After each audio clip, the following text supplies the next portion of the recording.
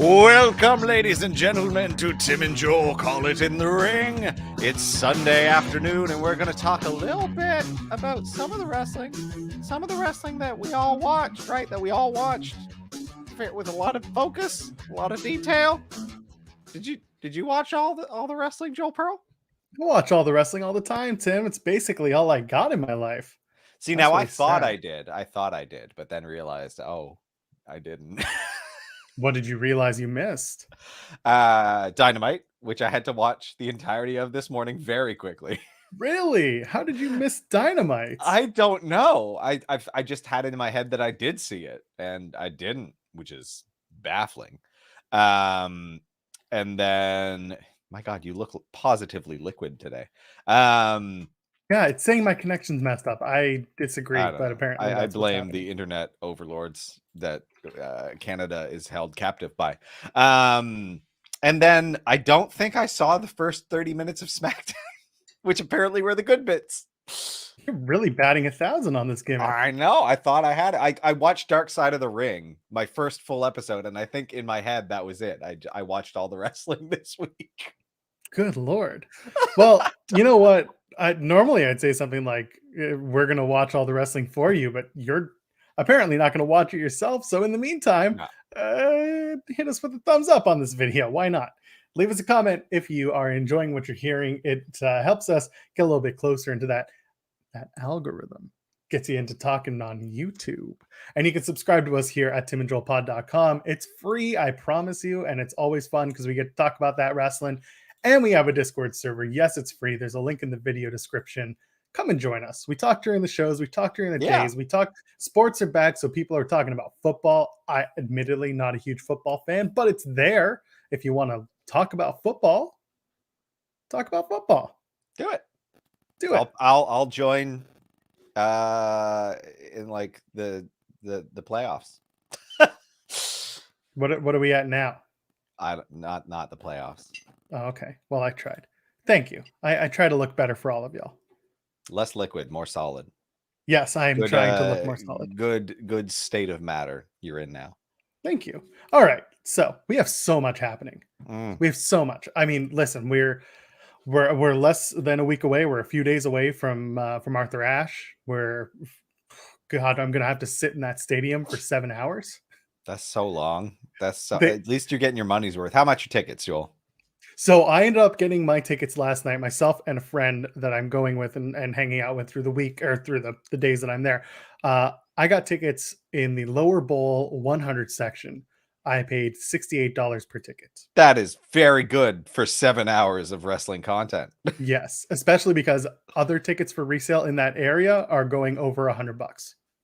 Still, over $100 is still pretty good for 7 hours of wrestling, including some of the biggest stars in the world. That's true. And we're gonna go down the card. We're gonna talk about Dynamite from this past week. We're gonna talk about Rampage from the other night. We gotta do the SmackDown rundown real quick, and we will, because honestly, SmackDown was largely inconsequential, but it had a few beats that I found interesting and I think are worth talking about.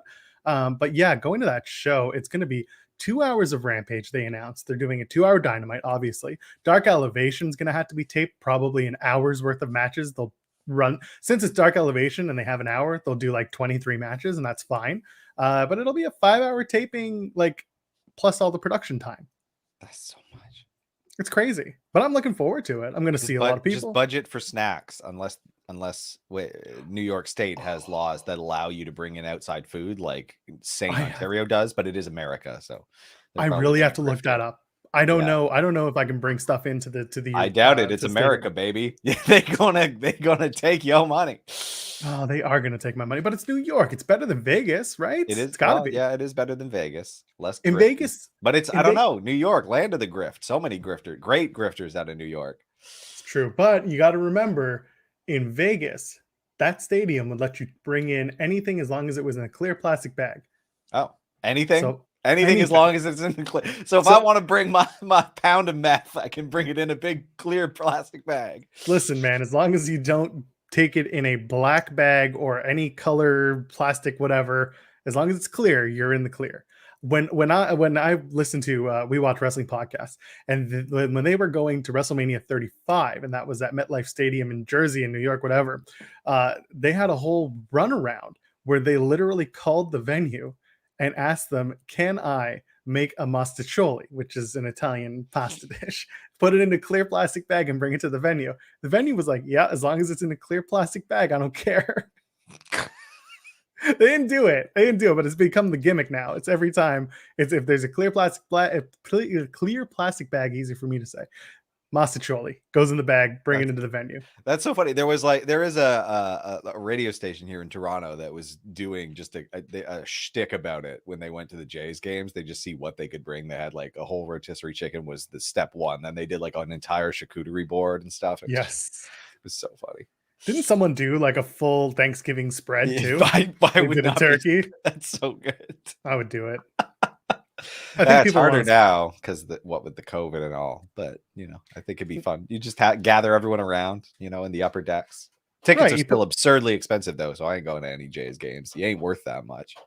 I mean, they're above $5. Why are we talking about baseball? I don't know. Well, yeah, let's talk about wrestling. Do I want to go to a Jays game? Probably. Will I go this year? No, tickets are stupid price. Screw SmackDown. Let's talk about SmackDown. We're literally, everyone's just like, forget baseball. I hate baseball. No. Speaking of, okay, so we've taken 7 minutes to get to the wrestling content. Your first note says Roman takes 7 minutes to talk. So this all ties in to how long it takes Roman to walk to the ring, and I love every minute of it. Much like I'm sure our audience loved every minute of that conversation that had nothing to do with wrestling.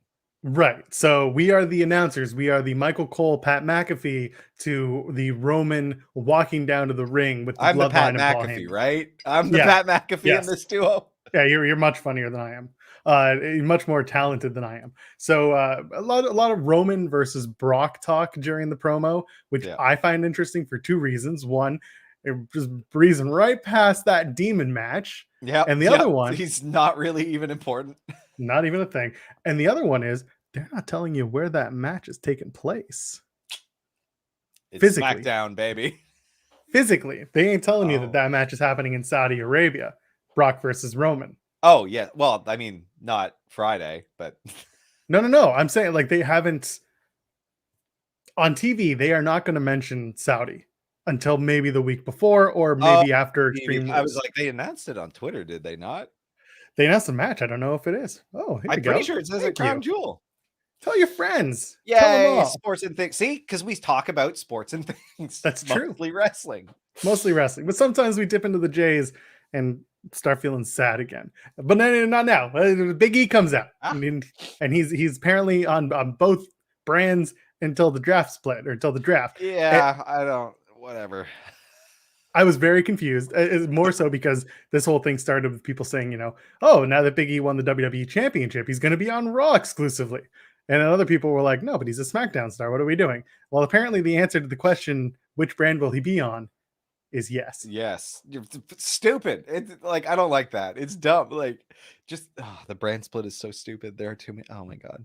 Whatever. Their roster is too huge not to do it. So I don't have a solution here. I'm just complaining. It is very, very funny. Because like someone said, well, he's a SmackDown superstar. Yeah, he cashed in the Money in the Bank. That already has a whole clear explanation to it. That like in kayfabe, there are rules that govern that sometimes, but at least that makes sense. But that would then make him a Raw superstar, for which I believe there is already precedent. Like there have been other branded superstars who won the cross brand championship and then they just stayed on that show. Right. But I guess Big E gets special treatment. I think the idea is just going to be the draft is in 3 weeks? Yeah, just get through it. I think that's it. They're so close to the draft that all bets are off. They're just going to do whatever they want for the next few weeks and then they'll do the draft. And they're running Bloodline versus New Day on Raw. And the reason for that is just because Drew is going to the UK doing the UK tour. So Roman's going to take the heavy lifting on Raw. And that makes sense. I don't love they're doing it now, but also I wasn't going to expect them to do that at Survivor Series. Everyone was clamoring for it. I guess. See, that's I wasn't. I'm indifferent to it. It sounds like it'll be a good match, so I don't have a problem with it. I just don't. I've seen enough 6-man tag matches that I can just like end end seeing them for the rest of my life. But that's fine. Oh, but trios tags. Everyone wants the trios. Well, and then there's a championship. There's a championship then that gives it some, value, and you can create trio stables, which I'm fine with. But I like no more in WWE. you've got Roman and his 2 peons. Like that's not. I don't know. So Balor comes out. They crash to break. They come back. They do Big E and Finn Balor versus the Usos. First of all, why is this a thing? I'm very confused. Second of all, we've already announced Usos and Street Profits at Extreme Rules, and this Big E and Finn match versus the Usos is a championship contender series match. Wait, what? Yeah. Bloody why? So Big E and Finn Balor got themselves a tag title shot, and Street Profits also got it's very convoluted, and I don't know what they're trying to set up here. Unless they're going to do Big E and Finn. Big E and Finn in Saudi? We're going to do champ? Big E with no, they'll keep it. But no, you know what they'll do? They'll do Big E and Finn versus the Usos at Draft Down, the SmackDown draft, and then the losing team or the losing person from a team will get drafted to Raw, and that it'll be Big E. So yeah. Finn will take the pin, lose to the Usos, and then Big E gets drafted to Raw officially. I assume. Wait, do they have to? Yeah, they have to like formally draft the champions, even though one of the titles is freaking blue, right? I guess. I mean, listen, you can always put a red coat of paint on that blue universal champion. What? Because what happened? At one point, they were blue and red, right? Like what happened? No. It was always red. It was always because when the draft split happened in 2016, it was the WWE Championship, and it was Dean Ambrose, and it went over to SmackDown. That stayed the black belt, the black strap belt, and then they introduced the Universal Championship at the SummerSlam that year. And that was the red title that everyone shat on. This is the second brand split, though, isn't it? This is the second one, but this is the first time where they've done the red strap was the Raw Universal Championship. You're right. Before it was like, the WWE and the World Heavyweight before. It became blue when what's his face? When Bray Wyatt had won it, and then he turned the thing blue. He introduced the blue Universal Championship belt. What a strange. Okay. All right. Anyway, as people run to the exits as we discuss the history of the Blue Universal title, I do want to point out, I did find it interesting. Big E mentions the Survivor Series match between champions. So that's coming back. I was like, wow, that's some early setup. Yes. And again, I don't understand why Big E and Finn were a team, why they did it. It made no sense. I guess just because Big E's a champion and Finn is a challenger, but all eyes are on Brock. It's convoluted, and this always happens when they go back to running a Saudi show. Saudi has its own little universe, and it's always in the middle of a pay-per-view. I don't get why they do this themselves. Yeah, I'm just assuming that, the people responsible for footing the bill for this nonsense in Saudi Arabia have their little like dork fandoms that they want to set up. So they're partially booking this is my guess, right? Like they just want to see something happen. So anyway, all you have to do WWE is more than happy to. No, but all you have to do is treat it like one of the shows that they used to do in the UK back in the day, where they would tape it in advance and then show it later, or which you can't do. I get that, but they would just be special attraction matches. Or just don't put it on TV. I don't give a crap, and I'm not going to watch it. Yeah, put it on TV locally. Don't put it on TV in Saudi Arabia. Like, treat it like a dark, like a dark show, right? Like and then you can air it on the network later on. Yeah, it's a very strange thing to have to. I don't know why it has to. Both. Yeah, I don't get why it needs to be canon and in there. Whatever. Either way, that's what's going on. Boogs watch real quick. No distortion pedal. I felt bad. Yeah, that's a shame. So bad. Then he has a match, and then Apollo wants a rematch, but Apollo Crews wants a rematch for the match that he lost a metric ton of. Yeah. Aziz kicks someone. Apollo's back on TV, but it's just the scramble for this is so boring. I don't care. And so next week it's Apollo and Nakamura. Anyway, let's move on to Seth. Okay, you asked in the Discord. By the way, there's a link in the description of the video. You can come and join us for free where we get these questions. You asked about what happens in those in-between times. There's so much time. Yes. Like he's just they play his music. He walks to the ring. Then like four like commercials and 4 other segments run, and he's just standing down there for the live audience, right? So remember when we talked about the Big E cash in and how they went to break, and we talked about how it's an opportunity for people to text their friends and be like, it's happening. They think that's what it should be every big segment. That's not. It's not a good idea. It's not. And you have a live audience though. You have to do both. So what you do with the live audience, and this is at every taping show, whatever, there is a slew of live in-house entertainment that happens. They send someone out to do sign of the night, or they used to do a kiss cam, obviously. COVID can't do that. Also, not everyone wants to kiss on the thing. Anyway, they do that. They would air a lot of provos or previews or propaganda pieces in the arena, stuff like people on Fallon from WWE. They do all that, and that would kill time. What the wrestlers do in the ring, they're trying to stay warm if they're having a match, or they'll duck out of the ring. They'll just hang out with people in the crowd they know, kind of be out of the way. Sometimes when they need that time in between the entrance, commercial, whatever, it's because the crew has to come down and sneak someone for an entrance or something. That has happened too. Most of the time, it sounds like a bad live experience to me. That just sounds weird. Like the flow would be ruined. You get Seth's theme, for example. He's in the ring. He mugs for the camera a bit. Then it fades down. Then you probably get while the commercial's airing, you get in-house entertainment. Then they show the video packages. And it for the first time, and this has been happening for so long, but for the first time, they come back from a video package and Seth's just like, oh man, someone should have helped him. Yes, that was beautiful. Which was like, too. Thank you, finally. Someone made reference to it, but then they just fade the music back up and it's super weird. That sounds awkward as hell for a live audience member, but whatever. I don't think I could pay for SmackDown or Raw. It doesn't sound like, because it could be so good or it could be so bad. And they're not cheap. So I'd rather just see a pay-per-view. You roll the dice, and if you look at even the tickets right now, just I'll do the comparison. The tickets for the UBS Arena on Long Island, they're doing a Raw there, and they're doing an AEW Dynamite taping there.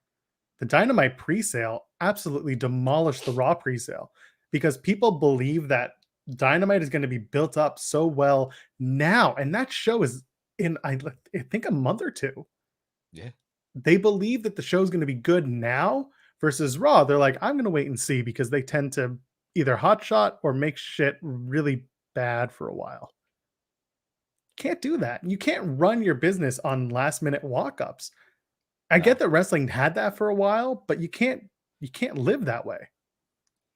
No, because that's the thing. You could, and I know there's one big notorious show for this, but you could end up watching half the show on the screen, and it's just like, okay. Oh, I've been there. That does suck. Blah. Yeah, at that point you better be parked near one of the screens nearby, because if you can't see it well, you're just gonna sit there twiddling your thumbs. Yeah. Anyway, I wasn't twiddling my thumbs throughout the entire Seth segment, just some of it. There was just a lot of talk, not a lot of consequence. It took him a long time to get to the point of it, which was it was interesting. It made him look crazy, dastardly crazy, and he's turning into 2008 Edge, when Edge became the crazy guy. And that works for me. Yep. It was just a long segment, and I was like, I feel like he's filibustering the women's segments. Yeah. Because that match was next, and I barely want to talk about it because it went for 1 minute, and they tried to do the Mandy Rose finish, which was also the Sheamus finish, which was also the Cody Rhodes finish. They tried to they were going to put a mask on her, and then they go to the back and they're like, oh, you don't need the mask. It's fine. And it's like, oh, okay. Saving grace. I don't care. But is it? That's even dumber in my opinion. It's all dumb. I don't. Oh no, Carmella's face. Yeah. Anyway, Rey Mysterio is still a shitty father. Holy shit, is he a bad dad? At least Sami Zayn is the right guy to develop Dominic. Maybe Sami Zayn is Dominic's father. Let's roll that back. Right? Yeah. Let's just eventually let's just put custody of the entire family on the line, and then maybe Zayn is the dad of all of them. He's everyone's dad. He gets their house. He gets their cars. He gets all their Gucci garbage, So several years ago, when Sami Zayn was WWE bound, another guy that Sami Zayn was linked towards was El Generico. And Generico went and he started fostering children in Mexico. maybe all these children in Mexico have grown up because it's been quite a few years that Sammy's been in WWE. Maybe And each one of them in series just beats the crap out of Dom. That's right. Yeah, there we go. The gauntlet of Sammy's children. I'm so proud of Sammy and his children. They're Generico's children. Yeah, he lends them to Sammy. Yeah. Very proud. Also proud was the homecoming as unmasked Kane comes out, because of course he does. Which was also the closing segment, and it didn't feel that way at all. Like, I was very surprised when the show just ended. I did look at the clock and I was a little... Me too, and I was, I was like, oh, wait. Oh, okay. So Kane comes out and he gives Bianca Belair the key to the city, which, by the way, Mod Mike, you're here. Key ST, loved it. Clever. Good I loved that. Calling a key ST. Okay. And then Pat, when she gets the key to the city, says it opens every door. Or at least the giant ones. Yeah, if you hit most doors hard enough with a key that size, they will allow entry. Yes. Yeah. And then she wants to sing Rocky Top, and I'm like, not Rocky Top. And which prompted me to ask, does every area of the US have its own song? Because, okay. Just the South. Just the South. Just the South. And then Kill Becky comes out in her finest yellow and black attire. So someone pointed this out, and it's not on me to say, she's showing a lot of midriff now, which she never did before. Okay. I didn't really notice. I know. But I mean, listen, here's at the end of the day, like, she had a kid and worked out hella hard, and she looks great. She's probably just, she's proud of her work, and I'm all for it. Like, be proud of it and wear it. It's just, I've never seen Becky show off that much ever. I mean, I think that's pretty cool. Yeah, it's good. Like, Jade Cargill's talked about this before, where, like, I think some people were complaining about certain things about her, and she's just like, I mean, I work hard for this. Like, hell yeah. So I get it. I'm working at it. Yeah, exactly. Go follow Tim on Instagram. He'll post his thirst traps. Well, we're not at thirst trap level yet. That's what we aspire to, but we'll see. Right. Becky comes and wants to shake Bianca's hand, the EST's hand, and we get another manhandle slam, because next week, Tim, Bianca will stand tall with that women's championship that she will not win at Extreme Rules. Apparently not. I mean, are we trying to make the rock bottom Becky's thing now? Is that where we're at? Is that manhandle slam, Tim? I hate it. I don't care. You should probably learn it. It's boring. All right. People want to talk about Dynamite and Rampage. Yeah. More to talk about, I think. So, a busy show. Yeah, Dynamite was. Again, quick pace, which I appreciate. I don't mind it. Setting up a lot for Grand Slam for the Arthur Ashe show this week. Which I was a fan of, and I'm sitting there being like, please stop announcing things. I want to buy tickets at a reasonable price. Yeah. You're ruining my my entry point. Yeah. And then WrestleTix at WrestleTix on Twitter posts something like, there are only 600 tickets left, and I quote you. Then I'm like, please stop telling them that. Stop making this thing a success. I have my own selfish reasons. So we open the show with CM Punk, who comes out. He's on commentary for the night. Huge reaction. Didn't love that myself. Wasn't a huge fan of Punk on commentary. Tired of it. It was a 4-man booth. I get it. I'm just sick of these big booths. Throughout the night, I like that he picked his spots to put over certain people. Yep. He put over Darby, puts over Dante Martin, puts over I think he put over Hobbs. I mean, listen, he puts over Team Taz and the way that they interacted, which was kind of the whole reason he was on commentary, to transition better into that feud, to have Taz be like, you're trying to take my job. So Punk comes out and he does a stage dive, and there's the video. Did you see the video of the guy getting absolutely knocked TF out? No, I did not. That's very funny. Right into your living room. Punk comes out anyway, and huge pop. Goes sits to the crowd, or goes sits to the booth, and then Adam Cole comes out, and another huge reaction, because many very, very big pop for him. That makes the difference. If you start out a show that hot, people are going to stick around. Yeah, like just Cole. Yeah, Cole came out, and I was like, damn, he feels even bigger here. Like he was over before, but like, damn, felt good. And this was a bigger crowd than he's had in the last God knows how many months. Fair. Right. Exactly. So Cass comes out, and for some reason they say what they announced it as "you know who he is" or "you know it is." Yeah. I don't know what Yeah. that was I was about. like, okay. Okay. He's got like Yeah, a maideny entrance, doesn't he? Like the music. yeah. Yeah. It just came out and they did the match. Match was great. I Got his mean, ass whooped. as expected, got his ass kicked. Panama Sunrise, last shot, 1, 2, 3. Adam Cole wins. And then he does the story time with Adam Cole, baby. Are you Yeah. getting sick of that yet? I don't. The way he says "bay bay" makes me feel He's, very uncomfortable. I don't know what it is. I'm just like, yeah. I Like when he hate it. goes, when it's like "baby," it's fine, but when he's like "baby" and he like hard pronounces the Y, it weirds me out. That's the heat. Well, and it's very funny, and like that's fine. There's like the commentary was talking about like the Britt Baker Shivani thing some more, and like I couldn't tell what CM Punk was supposed to be on commentary, whether he's a heel or not, because he also like reasserted that toxic masculinity, men and women can't be friends gibberish during the commentary. I was like, okay, like it makes sense for Cole because he's an asshole, but like I don't know, it's weird. It was very strange. I didn't even think about Punk's reaction on commentary. It was just odd, but that's the thing. I was just like, oh, what are you, CM Punk? Who are you? He did put over. So actually, he was a face because I think about it. He put over Yeah. Adam Cole, and he said Adam Cole is super talented, but he's hanging out with the wrong people. Yeah. Because he Cole joined wrestling because of him, I guess. So Right. So they do the Adam Cole storytime baby thing, and then he challenges Christian and Jurassic Express to a match at Rampage versus the Super Click, which is great. I'm very excited for that. Sat there being like, cool, that's going to be an excellent match that I'm going to get to see live, and I need people to stop buying tickets for the show. And then later on in the night, Christian Cage is being interviewed with Jurassic Express, and he says, "Well, Adam Cole, you're a developmental talent. You lost the Wednesday night war, so why not lose a Friday one?" there was a lot of meta digs in this episode, especially with I didn't hate it. the Lambert promo. They were good. I mean, and the Lambert feeding them was like, yeah, okay. We'll get there. Well, I'm mixed about that whole Yeah, promo. same. But they're just on the topic of the meta digs. Yes. No shortage of them.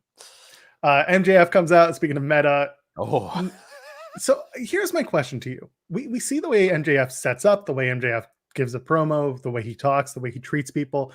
Can anyone pull out this kind of heat in a promo like MJF does?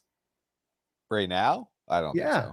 I think he's good at, like, a lot of people criticize him for crossing the line. I don't know. He says stuff. His character is supposed to be an absolute asshole. He is an absolute asshole. He's, fat phobic, as we'll say, quite a bit. That's a big bunch of stuff that he leans on, which is like, but he's supposed to be an asshole. Like, and I think, again, I feel like if you're watching this, you should recognize where that's coming from and what it is. He's not, I saw some people griping about metheny and things like that. It's like, I don't know. Like, I'm sure they've talked about it before he went out and does this. Like, he doesn't, it's not going to come off like it was Caster, right? Where everyone flipped out. Like, it's just, I think it's being cleared beforehand what MJF is saying. So I think so too. Good job being an asshole, like, who is getting nuclear heat, which is impressive, like, to me. He plays it up and he continues to play it off. And I think you're right. I think a lot of people understand or have to understand that the stuff that's talked about is by and large either passed by the family or the person, whatever it is, or after the moment. The saying, better to ask for forgiveness Then ask for permission. Yeah, and ask for permission. And I think there's some of that, and he's earned that right from a lot of people because of the way that he speaks and because of the way that he holds himself as a performer. Yeah. I think that many people will look at him and just say, okay, yeah, he's a piece of shit, but not really a piece of shit. No, yeah. Anyway. Like, it's all like, I don't know. I know personally that, like, no, I guess I don't. But like, I feel that he's not, right, a bastard, and he's doing this to highlight shittiness. It's satire. Yes. So he says, Like, So he says Brian Pillman is in hell. Yeah. Essentially, he doesn't say it outright. Looks, says, "I'm going to speak to Brian," and then looks down. looks down. He's like, "Oh, who are we kidding?" And I love that. I was laughing.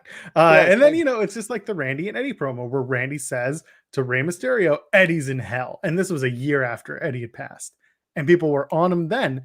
But guess what? This was all passed by the family. This Yeah, wasn't and like, Randy no, was no. like, I felt years later, recently, Randy was like, I super felt uncomfortable doing it, but they were very adamant that he would have wanted this. Like, Yeah. And Yeah. it was just heat at that moment. And that's the thing. Like, if I yeah. were to pass and if I were in the same position, I'm also totally fine. I think that's funny as hell. Like, we're all gonna live and die. Like, Mhm. might as well That- have a legacy with some Yeah. bits. Make I some people agree. laugh. There's a wonderful irony here where MJF says he's a religious man. Yeah. Meanwhile, he's also a Jewish man, and it's Yom Kippur Eve. It is Kol Nidre. It is like the holiest night of the year for the Jews.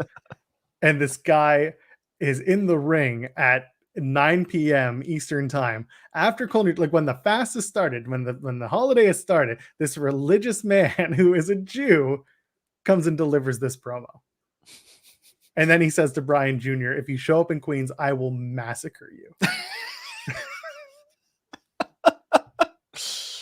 Wonderful. Well, God all speaks to us differently. Yeah, exactly. He's a vengeful God, as we know with Miro. So Exactly. Brian Jr. shows up and they do the thing. It's fine. And then they cut right to a backstage promo, which everyone was very confused by, myself included. Yeah, it was a little jarring.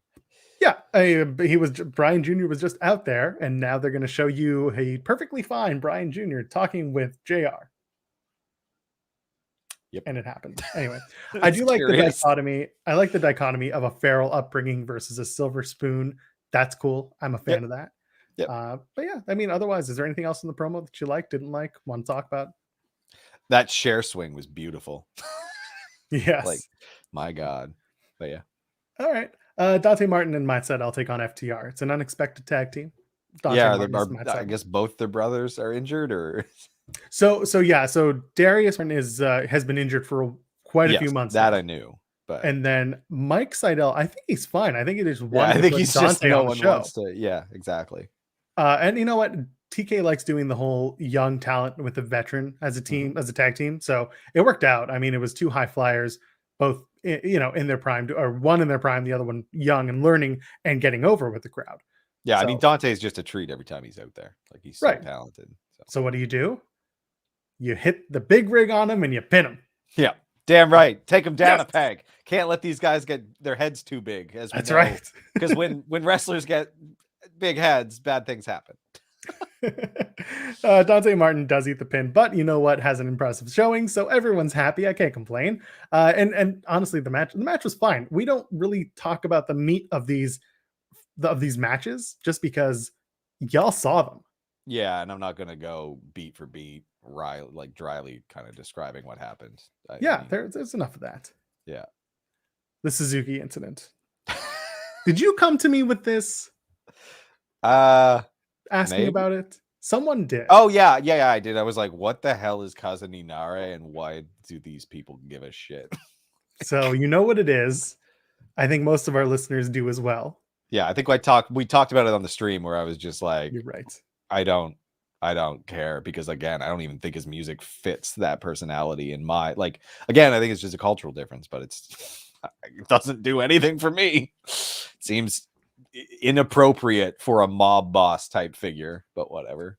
So they bring back Suzuki-gun, which is his faction in New Japan. And they make reference to the fact that Lance Archer is a member. So the two of them are going to team up. Yeah. That's all you need. You know what? It's so dumb what we talked about with Suzuki incident and all that stuff, but they used it as an angle, and that is how you do it. Very good. Great like recovery on that. That's so good. Love it. Let me tell you what you don't do. Disrespected. Let me tell you what you don't do. Bring back Cody Rhodes. Cody Rhodes come back a week before his return match to run down a long-ass flight of stairs to save someone who didn't need saving in the first place. Rosario Dawson was randomly there. And all that went through my mind was like, is Rosario Dawson a stupid person? She might be, right? Like, Clerks 2 sucks ass. Oh Clerks 3 my god. will suck ass. Kevin Smith is a man-child who has the humor of a 13-year-old. Clerks was good. One movie he wrote is about convincing a lesbian to not be a lesbian, which is great, aged very well. One has a big pile of shit as a pretty central figure. Like, are you gonna stand here and defend Kevin Smith to me? This show is over. His movies are garbage. Okay, I liked Clerks 2. Clerks 2. 1 was fine. The bit about ass to mouth was the only good bit. Come on. I'm also I'm a metal fan. The King Diamond reference at the beginning of the movie is hilarious to me. It's fine. I like Rosario Dawson generally. I hated seeing her involved in wrestling at all. You don't like the scene where he goes go-karting to clear his mind? No, I don't care. Who loves go-karting that much? It's interspecies erotica, jackass. Yeah, no, thank you. Again, anyway, 14-year-old humor. Rosario Dawson, fresh off of her shift at movies, comes to AEW, and she could have held her own. She jumped on Black's back. She had him. Could have kicked his ass. Could have kicked his ass. Should have. But out comes Cody freaking Rhodes, just in his horrible red suit. Hot red. Oh, it hurt. It hurt the eyes. Mike gets it. It's okay. I'll take the minority position on this. I'm not a big Kevin Smith fan. I was a huge Kevin Smith fan when I was 15 years old. I'm 15 at heart. Anyway, so Cody is running down the stairs in his hot red suit, running for office like he's running down them stairs. Nobody cares. Oh, running for office, eh? In a hot red suit? I wonder which party. Libertarian. Anyway, he comes down the way. Yeah, that would be the one. I mean, he's got some elements. He can shoulder up with. Wait, it's Ron Paul's not around anymore. It's the other Paul. I don't care. Who cares? They're all the same. Yeah. They're all garbage. Cody can hardly get a pot when saving Rosario. I agree. Again, she didn't. It just seemed weird. It was weird she was there. It was a weird segment to me. I was like, why the hell? Like, I saw it on Twitter, because again, I didn't watch it live apparently. And I was like, wait, why the hell is Rosario? What? Why is Rosario? So do you know? Dynamite? Do you know actually why she's there? Something about her husband being a politician. No, that was from our friend Cher. That was not it. She is one of the judges on the Go Big Show. Oh, that was Cody. Yeah, again, the stupid, like 50th iteration of America's Got Talent or whatever. Yeah. So Cody had set it up during the day. Not many people knew about it. And of course, they gave her a Nightmare Family hoodie. And when I saw it, I was like, no, Rosario, no. It's as good as Snoop randomly appearing in literally every piece of media that I consume, it seems. That's right. Oh, yeah. And Dawson's also from, or I don't know if she's from New York. Oh, no, she is. She's living in New Jersey, and they were shooting for Clerks 3. So that's really why it was just a really good combination of factors coming together. Cody put it together. Rosario did great. I was really happy with she is great. Like, she's lovely. Great in films. Yeah. So anyway, they did that. It was just they didn't need to bring Cody back for this. This doesn't add any heat. This doesn't add any excitement to the match. Just they were doing this match at Arthur Ashe, and that was enough. And I wish they weren't, because I don't want to see it anyway. Oh, he had to bust out that red suit for someone, he could do it for a stump speech. Anyway, Dan Lambert and America's Top Team. And out comes, of all people, Chris friggin' Jericho. I turned to my wife. It was happening, and I was like, yeah, he's a bastard, right? That's the whole shtick. And this is the dig at WWE. And then Chris Jericho comes out and is like, but I didn't need him to come out. Of all people. Of all people. Like, shout out to CM Punk as Dan Lambert's coming down the aisle. He says, Dan Lambert is like Bobby Heenan if he had a wardrobe full of Affliction t-shirts. Yeah. Wonderful. And the promo was fine. Like, the promo was that heat-seeking old school thing, and I didn't like it. I knew what they were going for. I got it. So on the nose. Like that. But was it? Because he called here's the thing. wrestling fans skinny dudes and fat women, basically. Yeah, that is what he said, which is, I don't know. It's wrong, first of all. You're gonna, yeah. I think there's a healthy mix of both, but no in between. You know. Yep. But that's the thing. He's with the Alpha. What are they? The men of the year. The men of the year. And men of the year. Yeah. Yeah. But his whole shtick is like that they're beta males or whatever, which is so loathsome. Yeah, I think it lost its way when him, like, kind of sort of revving up the AEW wrestling style went on too long, because like it was like you can see a 5 foot, like if he had just said you can watch a 5 foot 160-pound guy or whatever it was do some flips and stuff. I think if he had just cut that short, it would have been okay, but then it just kept going and going and going. I tuned out, and I think it ended with going through 6 tables and kicking out after 2, which is like, that line was funny, but the whole thing went on so long, and then freaking Chris Jericho comes out, who is none of those things. Like, of all people, like why those two? Why Hager? Why Jericho? Yeah, and because again, it's just because Hager has done a few MMA fights. Yeah, so now he can take on any UFC champion ever and win. Yeah, I hope maybe Yoel Ramiro after last week. If they're going to do Hager and Jericho versus Men of the Year, which it looks like they are, that's fine. Just have Men of the Year win the damn match. I agree. Like, they have to go over, but they do. And we're going to get to that in the preview. I just, and again, like a bad choice of words from Chris Jericho, making that comment that caused a whole lot of stir and conversation on the internet, talking about who's on top. And I was like, poor choice. I don't care what. I see. I had completely zoned out. and I get that. Yeah.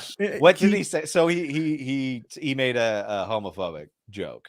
Yeah, and it was a joke that I think he was trying to make as like this MMA who's on top of just who's on top. Like but everyone heard it, and they heard it as top position, which so it doesn't matter what he said, it is the way he said it, and it's the way it came out was wrong. I just want to remind everyone, as like better as you think AEW is still wrestling, and a lot of the people in it are still the same type of people, and it's like it's not that much more woke, and like wrestling, oh man, it's so dumb. Like, we don't need to get into that. Really, no, yeah. Well, you and I have talked offline, and I know many of us in the chats here have talked about it, and I say it all the time. Just don't put wrestlers, don't put celebrities, for the love of God, people on pedestals. It doesn't end well.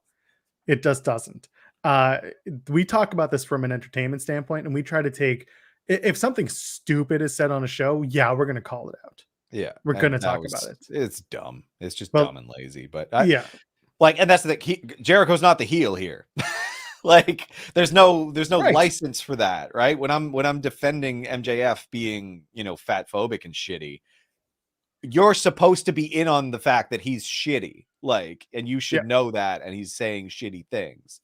Jericho is supposed to be the heroic figure in this, and he said something shitty. So move on. Jade Cargill and Layla Hirsch, fine match. I like Jade Cargill getting better, more, just better opponents, harder opponents. It was fine. But really, let's talk about the main event. The main event was Hook laying a dragon sleeper on CM Punk, baby. I didn't think we were there yet. Well, we're there. He laid that in thick. It was good looking. Loved it. See, good work, Hook. You want to know how you tell the difference between fake Hook fans and real Hook fans? Real Hook fans know that dragon sleeper, that's been used before by Hook. Yeah, that makes on sense. Dark. Oh yeah, I'm not. That's I'm not right. that big of a You gotta fan. start watching Dark. I saw clips of it. I saw clips. But yes, Hook was brought. Hook was called. Taz sent Hook. Hook hooked CM Punk very well. Hooked him real hard. Choked him out, and then they had him go like around the table. That sucked. That really sucked for Punk. That had to hurt. Yeah. The poor bastard. He's taking his licks. You know, he's got 7 right. years to make up for. So when Punk takes on Hook in Hook's debut match, and Hook The universe wins, is going to implode. I'm so excited. It's gonna be good.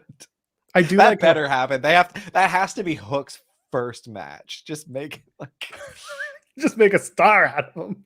Uh-huh. I do like how people are like, lower your expectations for Hook. He's not No. going to be that great. And I'm like, I motherfucker, refuse. I'm gonna If make they don't, they have to make him great. Like, and if not him, they have to workshop his first match to absolute death. Like, give him several months of working at it so that it's flawless by the time it goes on TV. Like, and then it's fine if he doesn't wrestle again for several months, but his first match needs to be like something else. Give him the Pat McAfee experience.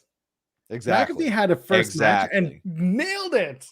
Yeah. So give me Hook in the Pat McAfee chair, and then McAfee this is perfect. Actually, this analogy is perfect because Hook can go solo against someone like Punk and be carried to an amazing match. Yep. And then Hook and the rest of Team Taz, you can include Taz in this. I don't care. They can have a blood and guts match or some sort of big blow off match where CM Punk has a bunch of friends. And they do that match, and Hook is in there too. That sounds awesome. And like, you know, Hook's the right size for Punk, right? Like he can throw him around because that's like a lot of Punk's offense involves lifting people, but he's not the biggest guy. So it's like it's good when you can get him the right opponent. And then Hook can be the only announcer on Rampage. Yes, that's all you need. I think we got it. That's it. Darby Allin takes on Shawn Spears. They took a towel and they wiped the paint off his face. Darby won, but then FTR spikes Sting. That's the moment that cares. Yes, exactly. That was the whole point of that entire thing. Sorry, I forgot the gimmick. Noted chair pervert Shawn Spears. You can tell how much we've talked about Shawn Spears to really remember that we call him noted chair pervert Shawn Spears. Because of his chair perversions. He does have a perversion towards chairs. Bryan Danielson calls out Kenny Omega. I like that it's really just Callis versus Bryan Danielson. Daniel Bryanson, if you're certain people. Doesn't matter. Callis calls Bryan a millionaire hippie. Yep. Hilarious. As one is. I would love to be one of those. Me too. And then, of course, Bryan cuts off Don and he says, hey, give me a non-title match. And that's fine. I like it and I don't like it. This challenge. I like it. I like it. I think it's a good way to not put it into the title picture, which I don't think we're there yet. I don't think it'd be a good idea to do that. And it makes sense because I think that that's the only way Kenny's going to accept that challenge that directly. Okay. My feeling is you just had Kenny lose to Christian. And that was on Rampage. And then win to Christian, though. He got it back, right? Yeah, they 50-50, but they had to do it on pay-per-view. Yeah. So on TV, Kenny suffered a loss. Bryan is making his debut. Can you have Bryan lose his debut match if the story is Kenny's confidence is lost after he lost to Christian on Rampage? Again, knowing that he got the win back, they still played it up as he's lost his confidence, as Kenny Omega has lost his confidence. So what do? Do you have Bryan lose his debut and then they say, hey, now you're never going to get a title shot and you bring back Hangman? Where are we? Where are we in the Hangman story? And I mean, that's the thing. We could have Bryan win, and then we see. I mean, we've already seen the Bucks lose their titles, so it's starting to happen. I think that unraveling. But they haven't really done much with that, which is also surprising. And then it makes Hangman look kind of odd because he's pouncing at a moment of weakness, which is not really the story you want to tell. Like he's supposed to beat Kenny at his like apex, but maybe not. I don't know. There's a lot of space to play with, and we're going to talk about it when we get to the Grand Slam preview. So something to think about. Kingston and Mox take on 2.0. Again, not much to talk about. It's a match that happened. It was fine. Daniel Garcia and 2.0 jumped Kingston and Mox to start the gimmick. Garcia, by the way, dropped the C4 wrestling title, which is my local in Ottawa, to Speedball Mike Bailey last night. C4, by the way, they raised $80,000 for the Canadian Cancer Society. That's incredible. Oh my God. Including a 12-hour stream from New Legacy Inc. They do it every year, and they raised a boatload of money, something like $80,000 from it. It was ridiculous. That's excellent. My God. Yeah. Very happy to see that stuff. That every year when they do Fighting Back, which is their big cancer awareness charity fund show, that's the show that I wish I could go to. But kudos to them. Kudos to Daniel Garcia, who just had a great run as C4 champion. He and his team lost the match. There's an exploder suplex lariat spot from Kingston and Moxley that I love. That's their finish, and that's great. And then out comes Suzuki and Archer, and you get the full Suzuki experience, Tim. Yep, I got it. They all shouted those 3 words. Did you sing it with them? Did you sing it? No, I don't care. And I'm going to sing it on Wednesday. Good. Enjoy. I hope you get a lot of elation from that. Through my damn mask, I'm going to scream it.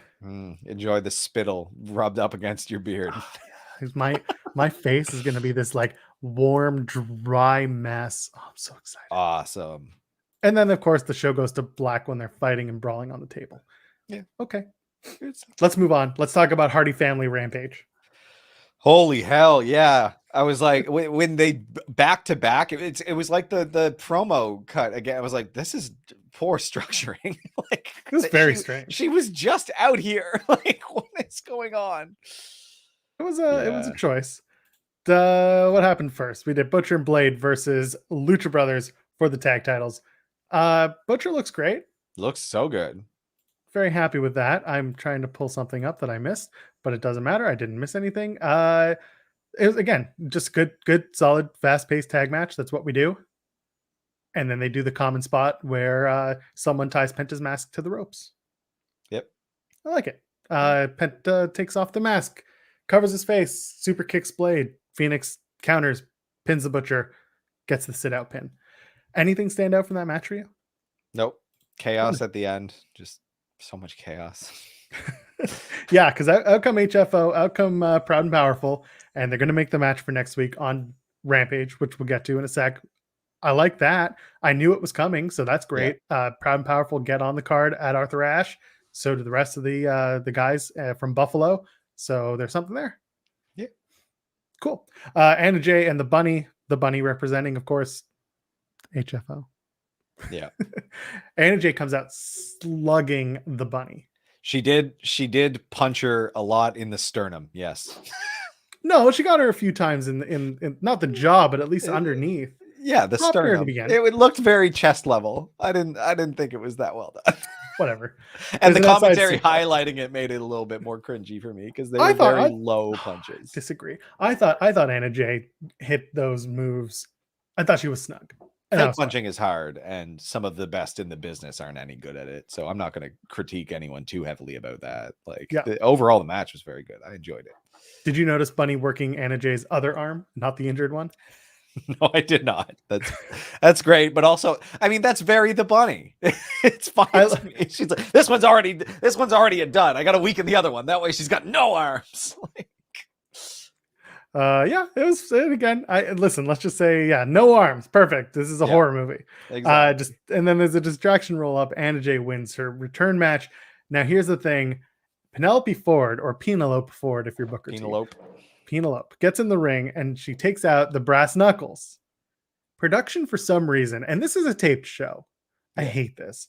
They linger on Penelope messing up putting them on. She puts them on backwards. She has to take them off, reset them, put them on properly. And the camera is on her the entire time. Yeah, and you're like, why? You have several angles to cut to. Like, was nobody else in position? Like, it's a little thing, but it drove me nuts because it just made the setup look really it's so dumb. Avoidable. Yeah, it happens now and again. I think WWE does that too sometimes. Like, stuff happens, but it was odd. We cut to commercial. We come back. Matt Hardy, head of HFO, is in the ring, and he is cutting hair. He's cutting Orange Fat Acidy's hair. Other names include... Now you're being the heel. That's the fat phobia. Other names, by the way, for this segment included Cantaloupe Cassidy and Freshly Squeezed Into Those Jeans. Sorry, I'm a bigger guy. I can do this. I'm more svelte, so I'll just stay out of it. Oh, I'm such a dick. I was like, look at this plant getting this shitty haircut. So cutting someone's hair in AEW means Grapefruit Cassidy is another good one. I'm such a dick. This guy knew he was going to get it. Okay, this plant knew.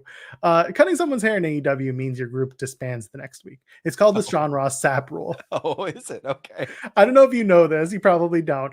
This was 2019. Sean had long hair, right? And he wanted to cut and donate it to Wigs for Kids, which he ultimately did, but he wanted to make a thing with it. So he contacted AEW and they made a plan. He was supposed to go to a show that was much closer, but ended up going to a different show where they did a backstage segment where the Nightmare Collective at the time, do you remember the Nightmare Collective? Mm-hmm. It was Brandy and Nyla Rose and Vicky and Luther, I think. It was just a bunch of weird connections. It didn't make sense. They cut his hair. And then by the end of that taping, Nightmare Collective had disbanded. I did not. Like at that taping. That's crazy. I've been watching since this started, since AEW started. So that's funny. So there you go. The Sean Ross Sapp rule is if your hair gets cut in AEW, your team disbands immediately. I think that's right. Awesome Kong and Mel. That's Thank fine. you, Dan. That's totally fine. And then so okay, Nyla wasn't in there yet. My bad. I forgot. It was Awesome Kong and Mel. Okay. Either way, whatever. It was a bunch of people and they disbanded. Orange Cassidy took a sweet ass time getting to the ring. Because I mean, why would you? Like, it's just a fan. Like, it's not his business. It seems random that Matt Hardy just got pissed off at some random fan, kind of sort of dressed like Orange Cassidy. Well, he wanted to help his friend freshly squeezed into those jeans. Yeah. Well, cutting that hair probably is helping him. It probably is. It probably looked very nice with the nice little fade and thing. Anyway, Ruby and Britt do a face-to-face. It was praised universally. But was it really that good of a promo? I realized after that I had this part muted. And I did not hear it. I think on the scale of intensity and delivery, I give it high marks. On the quality of the actual content, I don't. I don't know. I really dislike Ruby Soho's theme, the way that it's cut. It drives me nuts every time. That's a scratch. What did they talk about? Because again, I happened to mute it to do something else and I never went back to rewatch it like a fool, even though I do this show. So Ruby brings up the idea of Britt Baker sleeping with someone in the back. By the way, that someone just joined the damn promotion. Yeah, that's stupid. Don't like that. The same night that she did. The idea that Ruby had to change her name a bunch of times to find success. What do you call this week? I heard that part and I was like, what other names has she gone by? On the indies, she was known as Heidi Lovelace, and she hated it. That I knew, yeah. And then she went to the WWE and she was Ruby Riott. Ruby Riott, yeah. And then she got fired from WWE and she's Ruby. So that line doesn't work. Nope. That line doesn't work. Yeah. And that's the thing. I think people are praising the conviction and like the performance of it. That's what it is. More into, but the actual words doesn't sound that good. Says you're not a runaway, you got fired. It's like, yeah, sure, okay. And then Ruby says you got your head so far up TK's ass that you can't see. Sure, why not? I didn't like the content. Yeah, that doesn't really work for me either. I liked, like you said, it was the conviction. Yep. It was the way that it was delivered. But the rest of the promo just didn't do it. And I think it's set up. People are excited for this match. Rightfully, the match is going to be good, and I think because that's the thing. I think that's Ruby's strength is like the in ring. I don't think that she's had enough time to like really cut her teeth on like the promo work. I don't find because she never got much to work with in WWE. Yeah, that's true. But she can cut a good promo at least with her tone and her demeanor. Yeah, it's about the content. Yeah, she'll figure it out. It'll get figured out. It's just this is early days, I think, for her, and she'll be better over time. Yeah. Speaking of better, Fuego versus Miro in the main event. It was title versus car, a reasonably priced vehicle, by the way. First of all, Tim, you recently purchased a new car. Yeah, I did. Fuego has a Hyundai. I think it was a Hyundai Elantra. I don't know, because commentary called it a Corolla, and then they just made a joke about it, and Which they I listed a laughed bunch so of hard. moderately priced It's cars. very funny. Yeah. It was a Hyundai, and that in the Okay, promos it was a yeah. Hyundai, and I was like, "What looks close enough to it?" And the Elantra was close. The Hyundai Elantra, if you get the nicest Elantra you can, Yeah, top trim. in US dollars, it's like $20,000. That's very affordable. Very affordable. It's very reasonably priced. Oh, it was a Sonata. Sonata. Okay, so you got the brand at least. Well, yeah, I knew it was a Hyundai. So how much is it? I I'm gonna didn't look see this the up hood right ornament. now. I didn't even, or the grill ornament in this tier of vehicle. Talk to me about this match, because I'm gonna find this. I'm gonna find the value of this car. It was a good rollback. I like this for Miro, and it was a transitionary thing. I enjoyed it. Fuego lost his car, maybe. He did something with the keys at the end, and I didn't like, they were on a lanyard, which was funny as hell. He shoved it in his mouth. Shoved him in his So does he get to keep the car? Is Miro like, I don't want your shitty car, I just wanted to whoop your ass one more time? I assume. Yeah, so that's, Fuego's doing okay, minus the head injuries, probably. Oh no, the Elantra. Sorry, not the Elantra. The Sonata Ultimate 2021 starts at 38,749 Canadian, which is about 30,000. Yeah, okay, that's a bit more lower to expensive. mid 30,000. That upper trim, it must be some nice leather, some wood finish in the inside. Well, not that crappy like faux wood with like the plastic, but it looks nicer, but it's not really nicer. So there you go, friends. If you're looking for a reasonably priced car, I mean, that's a big bet though. Then I mean, that's a lot for him. He's no Miro. Fuego Diesel. Fuego is master of the Tornado DDT, and that only gets you 5 figures. Like high five. Exactly. Yeah. Doesn't get and I mean, Miro was just in Vegas for a week, so he probably spent that every night. That's right. But it was fun. I like that he offered up a car. I think it was a really interesting, different thing. We're all laughing at it because we knew what the outcome would be. And like, they didn't smash a car, which is rare whenever there's a vehicle introduced. I know, but that's because you've been trained to. It's literally every time. So like, sometimes when they can deviate from convention, it's nice. It's a funny little break. It was just a funny, stupid thing. Like, it was very 70s Southern wrestling, and I don't hate that. No, it was great. It's a funny bit to transition into a rematch, which, like, shit on rematches all the time, but like, this is how you make it okay. If you want to waffle for a week, you raise the stakes. You do, and you can do that through any number of ways. You have all of human experience to do that. So right. And then Sammy comes out, Sammy Guevara, and of course Jericho's losing his shit. That's my best friend. That's my best friend. Yeah. Apologies to my wife who's sleeping in the next room. And he challenges for the TNT title. You would love that. That was good. Like, and that was what the point of this was to transition to that, to raise the stakes on it to the point where Sammy cares. And I'm very excited for that matchup, right? It's a good transition to a feud. And it works for me. I don't know if Sammy's the guy to take that title from Miro. Obviously, I kind of don't want him to. I still want, but he could. Like, and I said, I think Miro's fixed the problems that he came in with now, so he doesn't need the title if they do choose to do that now. Like, they've done what they needed to. He needed that title, and he's great gimmick now. Love this character. He can go with this for years and years and years in AEW. You can fight for the main championship with this once they transition to a face champ. Like, so I have 7 hours to sit through at Arthur Ashe on Wednesday. Yeah, and no idea what you're doing for food. I know that I'm meeting up with people before. That's okay. For happy hour. Yep, that's some food. 7 I hours. Hope so. I guess you get food later. So. You can 7 hours between meals is not the worst thing in the world. You'll be fine. Oh, but I'm gonna be hungry now. Oh, you baby. All right. Well, let's run down this card real quick for Grand Slam. Yeah. First of all, apparently there's going to be a CM Punk live interview 48 hours before his first TV match in over 7 years. They're gonna hype the shit out of that 7 years thing. I love it. God, yeah, it's fine. Whatever. So Tony does the interview, and then Team Taz comes and kicks Tony out from the position. Is that what we're doing? Hopefully. That sounds funny as hell. Does CM Punk get his hands on Hook this time? What do you think? Yeah.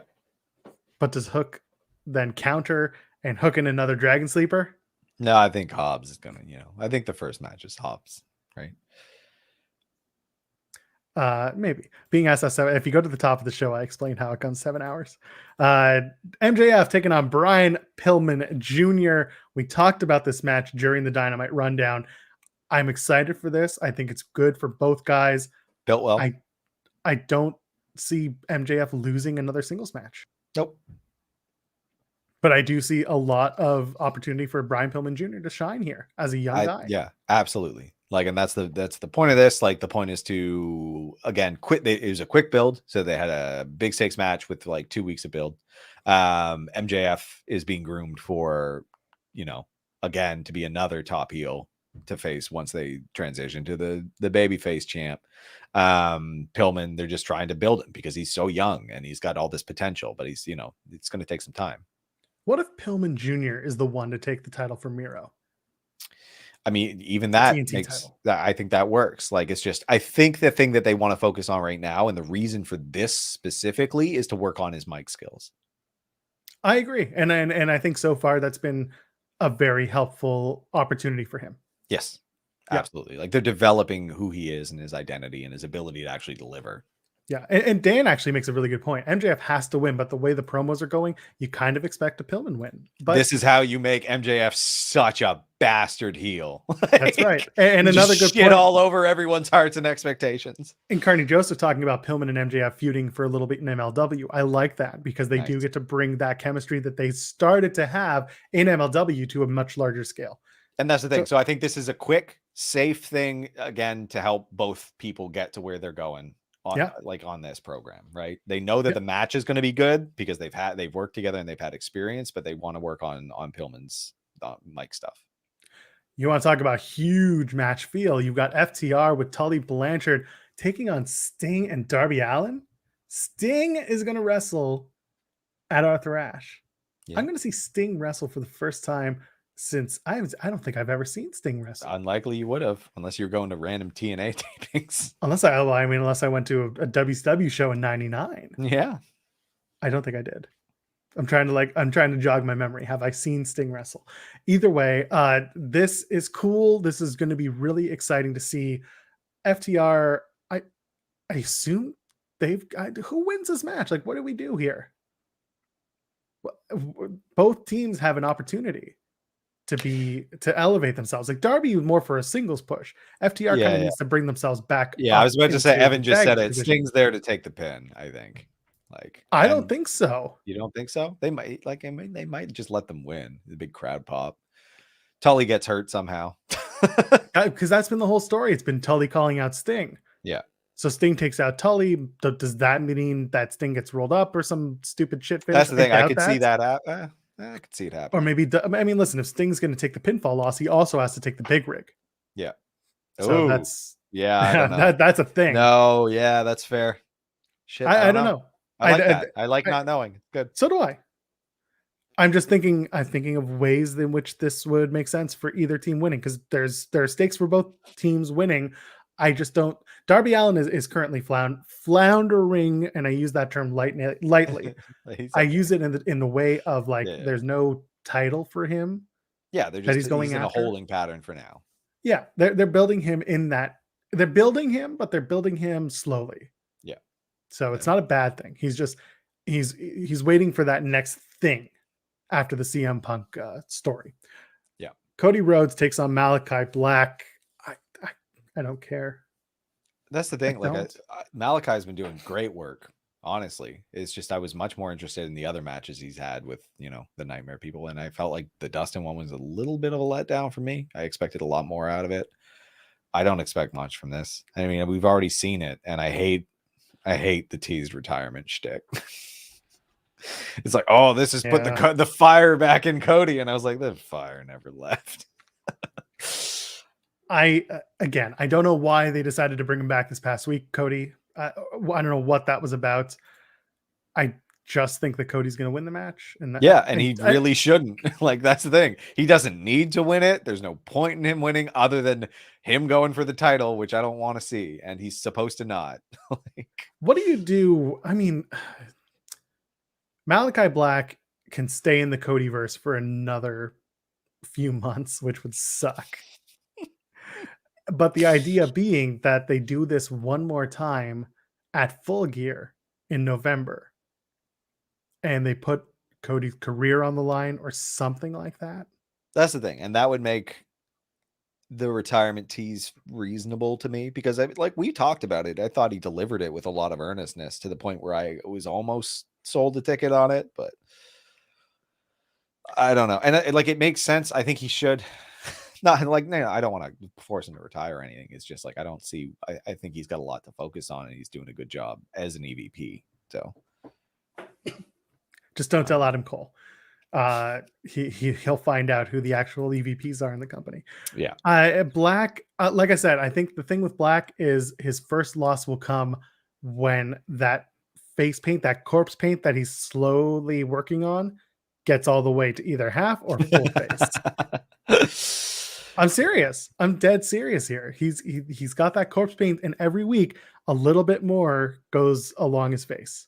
Is that his deep storytelling? Is that how he tells deep stories? That seems to be his gimmick, right? Face paint clock. That's paint in AEW, and face paint is like, that's the way. That's some real bad writer shit. Like, but whatever. He's good at wrestling. That's fine. That's all I care about. He can throw those kicks really well now. Let's move on.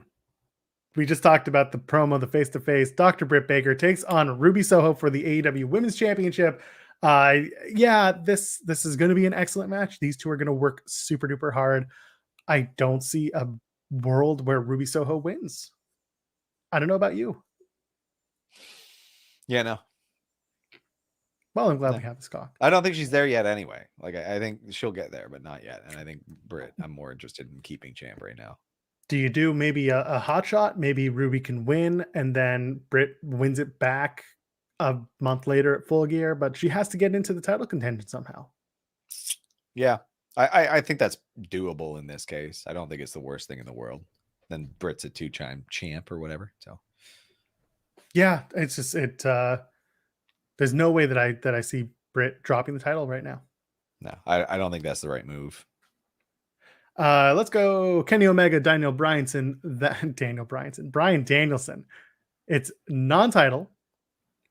It is most likely going to be the main event. I see Evan's hot take saying, I think they open with Omega and Danielson with no commercials, and they main event Britt and Ruby. I don't think they're going to go that way. I think they know very well that Omega and Bryan is the match, is the main event. I think if they open with anything, it'll be FTR, Sting, and Darby Allin. Yeah, I think that's more of an open. But I don't know. They play with that sometimes, and it depends how they have the whole thing structured, right? Because you also got the possibility of a hot match opening Rampage. I can't remember if there's anything booked for Rampage specifically. Oh, there is. There's 2 hours of Rampage. There's a lot of good shit. Again, it's a 7-hour show. So Kenny and Bryan, we talked about it earlier when we were kind of talking about Dynamite. What do we do? Do we have Bryan lose his debut match somehow and we bring back Hangman from this? Does Kenny lose another match on TV? What do we do?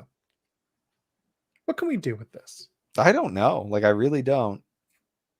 It'd be weird to see either guy lose here. I don't think Bryan would be super opposed to losing his debut. Similar conversation we had with CM Punk, where I think he's confident enough in himself, how over he is, and all his ability to rebuild, that I don't think it's absolutely the worst thing in the world if he loses his debut. And that could be a whole story plot point that they might have in mind, but I don't know. But to have him beat Kenny and to have Hangman come back immediately after that, I don't like that, because it doesn't make Hangman look as good as he possibly could if they're going to build him to be a big star. And we need more time, I think, to build to that. Like, you'll get a month of after, but it just doesn't make a ton of sense. Like, he lost that title match. It's still fresh in memory. Or not the title, the opportunity match. So a couple of people here. We got Sports and Things saying give him 30 minutes. Dan thinks that Hangman returns. What do we got? If Ruby and Britt main event, Ruby has to win the title. I agree with that. Yeah. But you got to do something to finish that night off strong. Evan's talking about a time limit draw. I think that's a very, it could work. Yeah, other people agree in there. I don't like it though. I don't like it because the time I limit don't like draw it, on but it's their biggest show on TV. Like it is physically the largest crowd they've got. And you do a time limit draw, you got to do something to end that show. yeah, I don't know. Maybe something else big happens. You want I to don't know main what it event is. Rhodes in black? No. I'm saying maybe there's something else that we don't know about that ends this show or ruins that match. Like they don't do a ton of screw finishes, so maybe something happens. TK has said they don't do DQs very often, and they could very soon. Exactly, because it's do something you can keep in your back pocket as long as you don't abuse it. It's a tool. You can do DQ, bring back Hangman. I do think that the play here becomes Hangman comes back. I can see Brian losing the match. Yeah, me too. Because I think that he has all of the capital here to rebuild easily. There's no big deal. It's not the end of the world. He's Kenny Omega. He's the best in the world. And again, like Hangman after a time limit draw, I think the crowd will be so spent reacting from a time limit draw. I think mostly fans would just boo a time limit draw. Yeah. More than anything. Not because because their upper limit too is also 60 minutes when they say, they're completely kayfabe time limits. For title matches is 60 minutes and and this isn't a title match. This is a non-title, so it's I guess 30, or if they main event they'll say TV time remaining. So I just a DQ being better than a time limit draw, honestly, if it's going to bring people back and it's going to super duper depends how it is, like what it is, like it's got to create a moment. Saying that necessarily. So that is Dynamite Grand Slam. Let's transition over to Rampage, which will happen Rampage Grand Slam. Rampage, and they actually are calling it Rampage Grand Slam. God damn it. A 2-hour Rampage live, not live, but taped live for me because I'll be there. We're going to have Super Click, that's Adam Cole, Bay, and the Young Bucks taking on Christian Cage, Jungle Boy, Luchasaurus as Jurassic Express. That's so many people. It's a 6-man tag. It's a trios match. What do you do? Wait. Christian Cage. Oh, and the two from Jungle Boy and Luchasaurus. Yeah. No Marco Stunt because Marco Stunt is afraid of because Marco Stunt is a minor. What do you do? Super Click gets the win? Yeah. Well then. All right. I mean, Cage pinning one of the Young Bucks wouldn't be so bad. Or no, they wouldn't. Yeah, that's the thing. Adam doesn't have. Yeah, the Young Bucks are on the slide. So yeah. Adam Cole versus Christian Cage for the Impact title. Can't Impact just do its own thing with its own wrestlers? Did you see last night? Yeah. No. I read Josh Alexander versus Christian Cage. Option C was exercised. Yeah. So what's going to happen? Cage versus Alexander at Bound for Glory in October, which I'm excited about. Two Canadian boys going at it. Sounds like a good match. And on top of that, that means the X Division title is going to be vacated and therefore vied for by other people in Impact. Time for Willie Mack to hold that X title again. Yeah, give it to Big Willie Mack. But anyway, Adam Cole versus Christian Cage is a cool one-on-one match. I don't know what you do with it though. Yeah. So just make it happen. Yeah. Put it on Super Click get the win. That's where I am. I think that'll open up the show. I do. Yeah. That does seem like a good open. On Rampage, thank God, it's Jericho Hager versus Men of the Year. Again, we talked about this. Men of the Year have to win this one. They really need to, or they need to go away, which is mean because I like them both. That's fine. They need that win. Men of the Year need that. Jericho doesn't, and screw Hager. Wonderful. For the first time in 7 years on television, it's CM Punk versus Powerhouse Hobbs with Taz and maybe with Hook. I need Punk to be super scared of Hook. Come on, you know you want it. Yeah, it would be funny. I don't think that's gonna happen. I don't want no trouble, Mr. Hook. I don't want no trouble. I mean, it would be really weird. It's weird to go Hobbs then Hook. I don't see CM Punk and Hook actually wrestling in this. We could. It's weird to go Hobbs and then Hook. Like Hobbs is enormous. We could. I don't see it happening for real, but that would be funny. Like, what if Taz chokes out CM Punk at the end? Oh, that sounds awesome. I mean, Taz is mission? like, throw the Taz mission on him, please. It's like a height discrepancy of like Jump. a good foot. Taz can jump. He can hop a little, sir. Look at Taz sound like he's 4'11". Yeah. What? Hey, you hop, grab his neck, pull him back. Taz mission. As long as Taz is on the call when they do the Ruby Soho match so that he can sing the Ruby Soho theme, I'm happy. I can't do Taz at all, but yeah. Destination. I'm not going to do this. Destination. Anyway. Rancid. Ah, Tim Armstrong. So Lars Anderson, Lars Fredrickson, Lars whatever. Suzuki Gun, Mox and Kingston. It's a lights out match. What does that mean? Unsanctioned? It's basically unsanctioned. Anything goes. I think that's now going to be the main event of the show. Yeah, that sounds. They gonna beat the shit out of each other. Yeah, there's gonna be so much blood. there will be. There's just gonna be so much blood. This is the match where you bring Nick Gage in to beat up Jon Moxley. Blood consultant. Blood consultant Nick Gage. Oh my god. Can you imagine? He's just like, hey, I'm here to make sure you're bleeding enough. Pulls out a pizza cover. It's midnight on the East Coast. This is fine. Brett, get over here. Is he bleeding enough? How's that? Get some actual fucking glass. That's right. No sugar glass. Dude, he shot hard on that one. Let me tell you, at GCW. Anyway. I want to see, maybe, who knows? I would love to see Nick Gage show up at the tail end of this show, just for the silliness of like the show being so big that everyone will be so tired, but so wired. Yeah. We're all going to be like, oh shit, it's Nick Gage. And he's going to make people bleed. Yes, he will. All right. And then the 8-man, we talked about it earlier in the night. Lucha Bros and Santana Ortiz. They're going to take on Hardy Family Office. That is Private Party and Butcher and Blade. First of all, it's not going to be Hardy Family Rampage, but like there's 2 matches that are Hardy Family Rampage. That's just every week now. It's fine with me. We can rebrand it Hardy Family Rampage. They bought the show. He has as many employees as he does kids, so it makes sense. He likes a big group. Oh no, people are pointing out that Gage's beef with Mox and Suzuki, and they're going to do Gage and Suzuki. I even saw that announcement. It's very funny.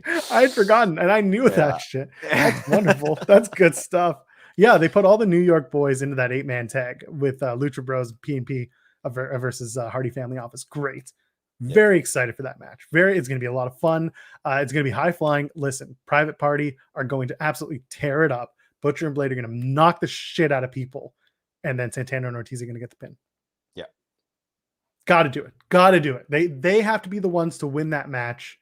They have to. Like Roman Reigns wearing the chest protector. He has to. For some friends who are watching and get that joke. Finally, match number 6 on Rampage Grand Slam. Oh my God, there's more. This is the last one. Anna Jay is going to take on Penelope Ford. Oh, okay. Yeah, sure. Penelope Ford. Because again, Hardy Family Rampage. Again, but how will we elevate Matt Hardy versus Orange Cassidy further? Who cares? Good point. That's like a side story now. Yeah, even though they're shaving people over it. You know what he does? Orange Cassidy comes out and he's gonna try and cut either Butcher or Mark Quinn's hair. I thought you were gonna say Blade, and I was like, no problem there. It's like, fine, you're just doing me a favor, bud. Yeah, exactly. Or Bunny, he's gonna be like, oh, you got a nice bob here. Yeah. Oh yeah. Oh, you man, look she's pretty. like even crazier. Oh no. Okay, so that's it. Anna Jay and Penelope Ford. That's the last match announced for Rampage. I want Penelope Ford to win. I know Anna Jay's gonna win. But I want Penelope Ford. I feel like they're trying to build both of them simultaneously. So I want you to build with us. That's what I want. So go ahead. Toss us a thumbs up here.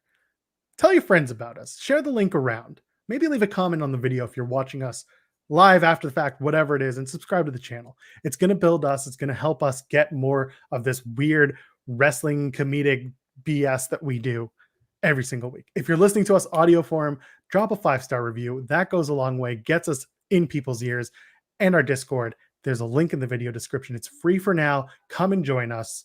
Tim, where can the kids find you on the internet? At Tim Stone P, TIMBSTONEP on both Twitter and Instagram. I changed it, so it's now on Instagram. Go follow Tim on Instagram. The show is at Tim and Joel Pod. I am at Joel Pearl, JOELPEARL. Next week, I don't know when. We will try to find time to do a show. Obviously, I'll be in New York from Wednesday to Friday. We'll definitely do a Sunday show. Maybe we'll do a in the middle of the week show, and I'll show up and we'll do something. Maybe we'll talk about it. We'll let you know. How's that? Until then, ladies, gentlemen, friends beyond the binary, enjoy your wrestling and enjoy your weekend. We'll see you next time.